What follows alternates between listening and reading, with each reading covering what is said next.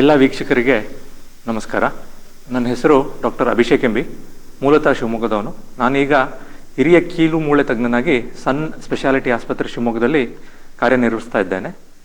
ನಾನು ನಿಮ್ಮೊಂದಿಗೆ ಇವತ್ತು ಮಂಡಿ ಸವಕಳಿ ಅಥವಾ ಮಂಡಿ ನೋವಿನ ಬಗ್ಗೆ ಕೆಲವು ಅಂಶಗಳನ್ನು ನಿಮ್ಮೊಂದಿಗೆ ಹಂಚಿಕೊಳ್ಳಿಕ್ಕೆ ಇಷ್ಟಪಡ್ತೇನೆ. ಮತ್ತು ಅದಕ್ಕೆ ಸಂಬಂಧಪಟ್ಟ ಹಾಗೆ ಚಿಕಿತ್ಸಾ ವಿಧಾನಗಳ ಬಗ್ಗೆ ಕೆಲವು ಮುಖ್ಯ ಅಂಶಗಳನ್ನು ನಿಮ್ಮೊಂದಿಗೆ ಹಂಚಿಕೊಳ್ಳಿಕ್ಕೆ ಇಷ್ಟಪಡ್ತೇನೆ. ಮೊದಲನೇದಾಗಿ, ಮಂಡಿ ಸವಕಳಿ ಅಥವಾ ಮಂಡಿ ನೋವು ಯಾರಿಗೆ ಬರುತ್ತೆ? ಮಂಡಿ ಸವಕಳಿ ಅನ್ನೋದು ಒಂದು ಪ್ರಕೃತಿಯ ನಿಯಮ. ಅಂದರೆ ವಯಸ್ಸಾಗ್ತಾ ಆಗ್ತಾ, ಈಗ ಯೌವನದ ನಂತರ, ಮಧ್ಯ ವಯಸ್ಸಲ್ಲಿ ಅಥವಾ ವೃದ್ಧಾಪ್ಯದಲ್ಲಿ ಕಾಣುವಂಥ ಇದೊಂದು ಲಕ್ಷಣಗಳು. ಇದು ಯಾಕೆ ಬರುತ್ತೆ ಅಥವಾ ಯಾರಿಗೆ ಬರುತ್ತೆ? ಸೊ ಸಾಮಾನ್ಯವಾಗಿ ನಾನು ಹೇಳಿದಾಗೆ 50 ವರ್ಷದ ನಂತರ ಕಾಣುವಂಥ ತೊಂದರೆ. ಯಾಕೆ ಬರುತ್ತೆ ಅಂದರೆ, ವಯಸ್ಸಾಗ್ತಾ ಆಗ್ತಾ ನಮ್ಮ ದೇಹದ ಎಲ್ಲ ಅಂಗಗಳು ಹೇಗೆ ಕ್ಷೀಣವಾಗ್ತದೆ ಅಥವಾ ದುರ್ಬಲವಾಗ್ತದೆ, ಅದೇ ಥರ ಮಂಡಿ ಸುತ್ತ ಇರುವಂಥ ಮೂಳೆಗಳು, ಅದ್ರ ಸುತ್ತ ಇರುವಂಥ ಕಾರ್ಟಿಲೇಜ್ ಅಂದರೆ ಮೃದ್ವಸ್ಥಿ ಅಂತ ಏನು ಹೇಳ್ತೀವಿ ಅದು, ಮತ್ತು ಸ್ನಾಯುಗಳು ಅಂದರೆ ಮಾಂಸಖಂಡಗಳು, ಇದೆಲ್ಲ ದುರ್ಬಲವಾಗ್ತದೆ. ದುರ್ಬಲವಾದಾಗ ಏನಾಗ್ತದೆ, ಮಂಡಿ ಮೇಲೆ ತುಂಬ ನೇರವಾಗಿ ವಜೆ ಬೀಳಲಿಕ್ಕೆ ಸ್ಟಾರ್ಟ್ ಆಗ್ತದೆ. ವಜೆ ಬೀಳಲಿಕ್ಕೆ ಸ್ಟಾರ್ಟ್ ಆದಾಗ ಸವಕಳಿ ಅಂದರೆ ತಿಕ್ಕಣಿಕೆ, ಮೂಳೆಗಳ ಮಧ್ಯೆ ತಿಕ್ಕಣಿಕೆ ಜಾಸ್ತಿ ಆಗ್ತದೆ. ಆವಾಗ ಮಂಡಿ ನೋವು ಕಾಣಿಸ್ಕೊಳ್ಳಿಕ್ಕೆ ಸ್ಟಾರ್ಟ್ ಆಗುತ್ತೆ. ಈ ಮಂಡಿ ನೋವಿನ ಲಕ್ಷಣಗಳೇನು? ಸಾಮಾನ್ಯವಾಗಿ ನಾವು ಅಥವಾ ರೋಗಿಗಳು ನಮಗೆ ಹೇಳುವಂಥ ಲಕ್ಷಣಗಳೆಂದರೆ, ಬೆಳಗ್ಗೆ ಎದ್ದಾಗ ಅವರಿಗೇನು ತೊಂದರೆ ಇರೋದಿಲ್ಲ, ನಡೀತಾ ನಡೀತಾ ಸಾಯಂಕಾಲ ಅಥವಾ ರಾತ್ರಿ ಹೊತ್ತಿಗೆ ಮಂಡಿ ಸವಕಳಿ ಅಂದರೆ ಮಂಡಿ ನೋವು ಶುರುವಾಗ್ತದೆ, ಮಂಡಿ ಸುತ್ತ ಬಾವು ಶುರುವಾಗ್ತದೆ, ಹೆಜ್ಜೆ ಹೆಜ್ಜೆಗೂ ಅವರಿಗೆ ಬಹಳ ಕಷ್ಟ ಅನಿಸ್ತದೆ.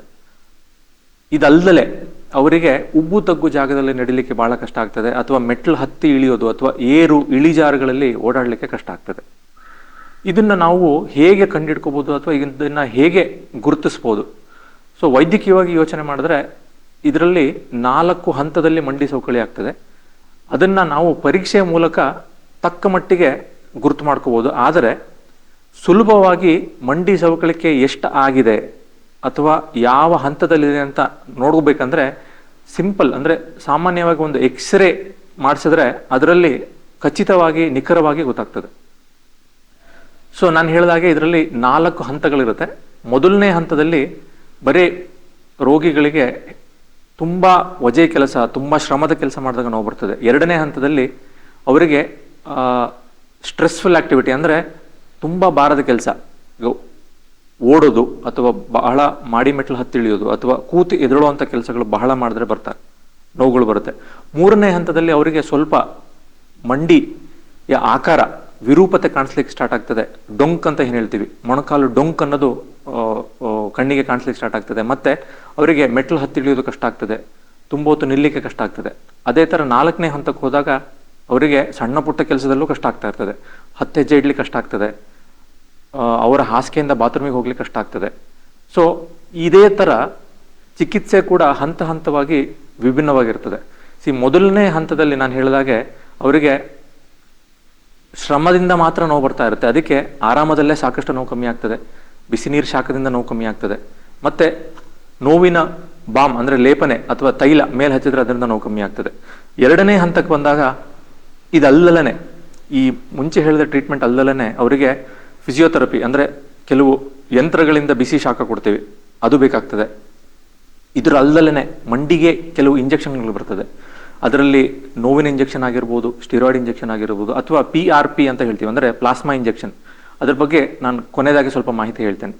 ಸೊ ಮೂರನೇ ಹಂತಕ್ಕೆ ಬಂದಾಗ ಈ ನಾನು ಮುಂಚೆ ಹೇಳಿದಾಗೆ ಸವಕಳಿ ಅಂದರೆ ಮಂಡಿ ಒಳಗಡೆ ನಾವು ಮೃದ್ವಸ್ಥಿ ಅಂದರೆ ಕಾರ್ಟಿಲೇಜ್ ಅಂತ ಏನು ಹೇಳ್ತೀವಿ ಅಥವಾ ಬುಷ್ಗಳಂತ ಏನು ಹೇಳ್ತೀವಿ ಅಂದರೆ ಮೆನಿಸ್ಕಸ್ ಅಂತ ಏನು ಹೇಳ್ತೀವಿ, ಅದು ಹರಿತಕ್ಕೊಳಗಾಗಿರುತ್ತೆ ಅಥವಾ ಅದು ಮಂಡಿ ಒಳಗಡೆ ಕೆಲಸ ಮಾಡಲಿಕ್ಕೆ ಫ್ರೀಯಾಗಿ ಮಧ್ಯ ಸಿಗಾಕೊಳ್ತಾ ಇರುತ್ತೆ. ಸೊ ಅದನ್ನು ನಾವು ಕೀಹೋಲ್ ಸರ್ಜರಿ ಅಂದರೆ ಆರ್ಥ್ರೋಸ್ಕೋಪಿ ಸರ್ಜರಿ ಮುಖಾಂತರ ಅದನ್ನು ಕ್ಲೀನ್ ಮಾಡಬೇಕಾಗ್ತದೆ. ಅಥವಾ ಅದಕ್ಕೇನಾರು ದುರಸ್ತಿ ಅಥವಾ ರಿಪೇರ್ ಮಾಡುವಂಥ ಸಂದರ್ಭವಿದ್ದರೆ ಅದನ್ನು ರಿಪೇರ್ ಕೂಡ ಮಾಡ್ಬೋದು. ಕೊನೆಯದಾಗಿ 4ನೇ ಹಂತದ ಟ್ರೀಟ್ಮೆಂಟ್ ಅಂದರೆ ಮಂಡಿ ಸವಕಳಿ ಬಹಳನೇ ಜಾಸ್ತಿ ಇರ್ತದೆ, ಅದಕ್ಕೆ ಯಾವುದೇ ಥರದ ಔಷಧಿ, ಫಿಸಿಯೋಥೆರಪಿ, ಇಂಜೆಕ್ಷನ್ಗಳು ಮತ್ತು ಬೇರೆ ಯಾವ ಥರದ ಟ್ರೀಟ್ಮೆಂಟು ಕೆಲಸ ಮಾಡೋದಿಲ್ಲ. ಆವಾಗ ಮಂಡಿ ಚಿಪ್ಪನ್ನ ಬದಲಾಯಿಸಬೇಕಾಗ್ತದೆ. ಸೊ ಇದರಲ್ಲಿ 2 ಥರ ಬರ್ತದೆ. ಅಂದರೆ ಒಂದು ಅರ್ಧ ಮಂಡಿ ಚಿಪ್ಪು ಬದಲಾವಣೆ ಅಂತ ಹೇಳ್ತೀವಿ, ಪಾರ್ಷಲ್ ನೀ ರಿಪ್ಲೇಸ್ಮೆಂಟ್. ಇನ್ನೊಂದು ಪೂರ್ತಿ ಮಂಡಿ ಬದಲಾವಣೆ ಅಂದರೆ ಟೋಟಲ್ ನೀ ರಿಪ್ಲೇಸ್ಮೆಂಟ್. ನಾವು ಅಂಕಿಅಂಶಗಳನ್ನು ನೋಡಿದ್ರೆ ಈಗ 100 ಜನ ವಯಸ್ಸಾದವರ ಮಂಡಿ ಸವಕಳಿಕೆಯನ್ನು ನಾವು ಪರೀಕ್ಷೆ ಮಾಡಿ ನೋಡಿದ್ರೆ ಅದರಲ್ಲಿ 3/4% ಅಂದರೆ 70% ಜನಕ್ಕೆ ಮಂಡಿ ಒಳಭಾಗದ ಸವಕಳಿ ಮಾತ್ರ ಇರ್ತದೆ. ಸೊ ಅಂಥವರಿಗೆ ಪಾರ್ಷಲ್ ನೀ ರಿಪ್ಲೇಸ್ಮೆಂಟ್ ಅಂದರೆ ಅರ್ಧ ಮೊಣಕಾಲು ಬದಲಿ ಚಿಕಿತ್ಸೆ ಮಾಡಿದ್ರೆ ಬಹಳನೇ ಅವರಿಗೆ ಒಂದು ಸಮಾಧಾನ ಇರ್ತದೆ, ಮತ್ತೆ ಅವರಿಗೆ ಅವರ ಕೆಲಸಗಳಲ್ಲಿ ಮಾಡಲಿಕ್ಕೆ ಬಹಳನೇ ಉತ್ಸಾಹ ಅಥವಾ ಸಂತೋಷ ಇರ್ತದೆ.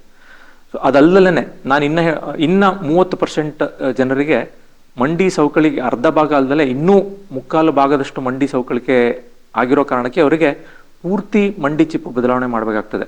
ಸೊ ಇದು ಎರಡೂ ಆಪರೇಷನ್ ಅನ್ನೋದು ಈ ಶತಮಾನದ ಒಂದು ಅದ್ಭುತ ಚಿಕಿತ್ಸೆ ಅಂತ ಪರಿಗಣಿಸಲಾಗಿದೆ.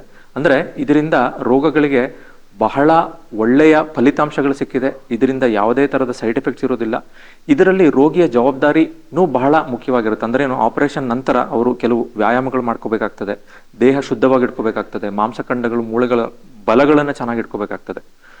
ಕಡೆದಾಗಿ ನಾನು ಕೆಲವೊಂದು ಎಚ್ಚರಿಕೆ ಅಂಶಗಳನ್ನು ಹೇಳಲಿಕ್ಕೆ ಇಷ್ಟಪಡ್ತೇನೆ. ಮೊದಲನೇದಾಗಿ PRP. ನಾನು ಮುಂಚೆ ಹೇಳಿದ್ನಲ್ಲ, PRP ಅನ್ನೋದು ಏನಂದ್ರೆ ನಿಮ್ಮ ರಕ್ತದಿಂದನೇ ನಾವು ಪ್ಲಾಸ್ಮಾ ಅಂತ ಒಂದು ಅಂಶನ ಸಪರೇಟ್ ಮಾಡ್ಕೊಂಡು ಅದನ್ನ ಔಷಧಿಯಾಗಿ ಬಳಸ್ತೀವಿ. ಅದನ್ನ ನಾವು ಎಲ್ಲಿ ನೋವಿದೆಯೋ ಅಥವಾ ಎಲ್ಲಿ ಸವಕಳಿ ಇದೆಯೋ ಅಲ್ಲಿ ಇಂಜೆಕ್ಟ್ ಮಾಡ್ತೇವೆ.